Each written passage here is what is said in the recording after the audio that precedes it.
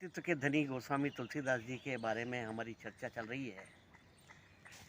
लोग अपनी विशेषताओं को बढ़ा चढ़ा करके बताते हैं, परंतु गोस्वामी तुलसीदास जी की विनम्रता ये है कि वे स्वयं कहते हैं कि मैं कवि हुई नहीं, कवि न होऊं नहीं चतुर कहाऊं, मति अनुरूप राम गुण गाऊं। मैं न तो चतुर हूँ न कवि हूँ, मेरे में जितनी मति है, बुद्धि है, उसी के अनुरूप मैं रामचरितमानस राम का गुणगान कर रहा हूँ।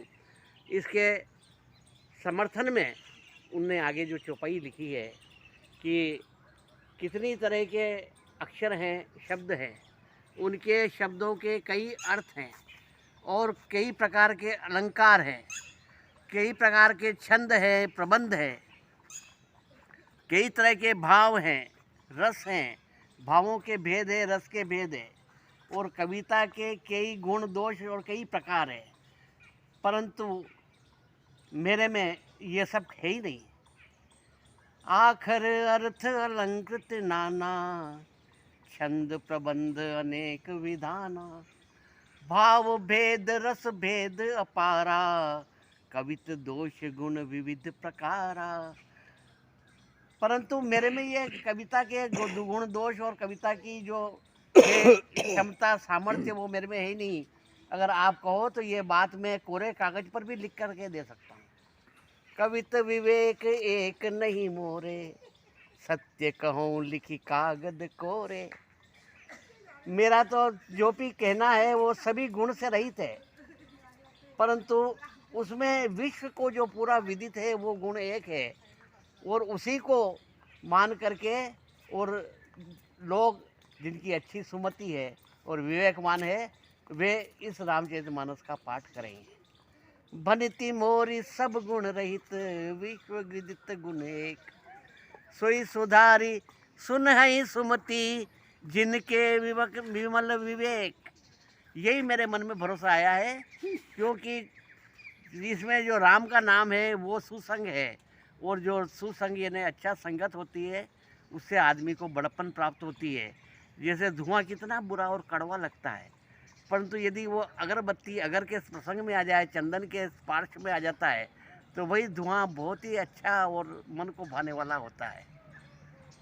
उन्होंने तुलसीदास जी ने लिखा है कि यही भरोस मोरे मन आवा, कही न सुसंग बड़प्पन पावा, धूम ही तजहि सहज कड़ुआई, अगर प्रसंग सुगंध बसाई।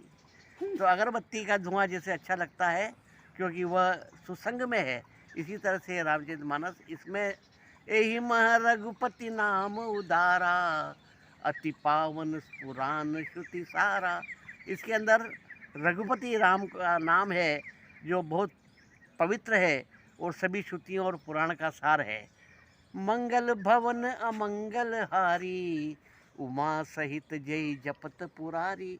वो सभी मंगलों को करने वाला और अमंगलों को नष्ट करने वाला है, जिसे पार्वती के साथ भगवान शंकर हमेशा जप करते रहते हैं। श्याम सुर विपय विशद अति, गुणद करें सब पान। चाहे गाय काली हो, परंतु काली गाय का दूध जिस प्रकार सबसे ज़्यादा गुणकारी होता है, उसी तरह से ये मेरी जो रचना है, ये गिरा ग्राम यानी कि अवधी भाषा में लिखी है, इसे लोग बाग गाएंगे और सुनेंगे, ये मेरे मन में पूरा पूरा भरोसा है। अब सीताराम चरित अति पावन, इतना पावन चरित्र सीताराम का है। सीताराम चरित अति पावन, बिरचेउ शंभु सुहावन पावन, पुनि पुनि पढ़हि जे सुनहि सुनाए, मन की प्यास बुझत जिए जाए। इस पावन चरित्र को पढ़ने से जैसे जैसे जितने इसको पढ़ते हैं वैसे वैसे मन की प्यास और बढ़ती जाती है कि इसे और पढ़ें।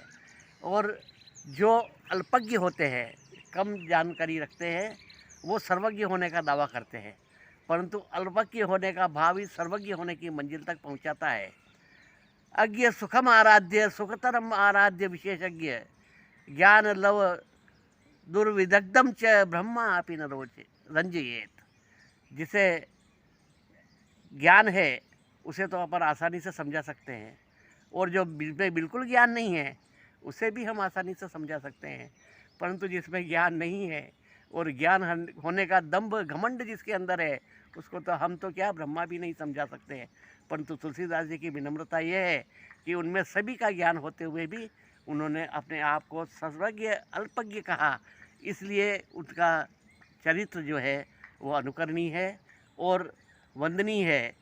और इसे और भी हम आगे कल सुनाएंगे।